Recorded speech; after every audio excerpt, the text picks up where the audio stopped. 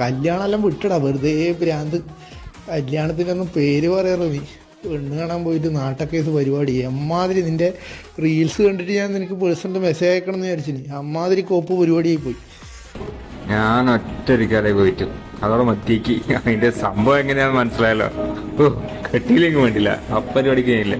നോക്കുന്നുണ്ടോ ചോദിച്ചാൽ നോക്കുന്നെല്ലാം ഉണ്ടോ, പക്ഷെ വീട്ടിൽ നിന്ന് ഇങ്ങനെ നോക്കുന്നല്ലാണ്ട് അങ്ങനെ ഞാനങ്ങനെ സീരിയസ് ആയിട്ട് തലയിലെടുക്കില്ല. ഭ്രാന്താവും. ഒന്ന് നമ്മൾ ഏകദേശം റെഡിയായി എന്ന് വിചാരിച്ചിട്ട് നോക്കുന്ന സമയത്ത് അവസാനം എല്ലാം ഓക്കെ ആവുന്ന സമയത്ത് അവർക്ക് വേണ്ടാന്നുള്ളൊരു മൈൻഡ് വരും, അല്ലെങ്കിൽ നമുക്ക് വേണ്ടാന്നുള്ളൊരു മൈൻഡ് വരും. അപ്പോൾ ആകെ പിന്നെ ഡെസ്പാവും. റെഡി ആയത് കയ്യിൽ നിന്ന് പോകുന്ന അങ്ങനത്തെ ഒരു അവസ്ഥ ഉണ്ടല്ലോ. അപ്പോൾ അതുകൊണ്ട് പരിപാടിക്ക് ഞാൻ ആ ഭാഗത്തേക്ക് ആലോചിക്കില്ല. മടുപ്പാണ് ശരിക്കും പറഞ്ഞാൽ. ശാന്താവും. അങ്ങനെയൊന്നും പറയാൻ പറ്റില്ല. എന്തായാലും ഒരു കണക്കിന് നന്നായി. എന്താണ് ഇപ്പം വെറുതെ ഇത് നമ്മളായിട്ട് തലവേനെടുത്ത് തലയിൽ വെക്കുന്നത്. ഇങ്ങനെ പോയി കഴിഞ്ഞാൽ പോകുന്നത്ര പേരെ പോട്ട് ഒറ്റയ്ക്ക് സമാധാനം, സന്തോഷം. കല്യാണം കഴിഞ്ഞവരാരും ഹാപ്പിയാണെന്ന് പറയുന്നത് കേട്ടിട്ടുണ്ടോ ഇതുവരെ?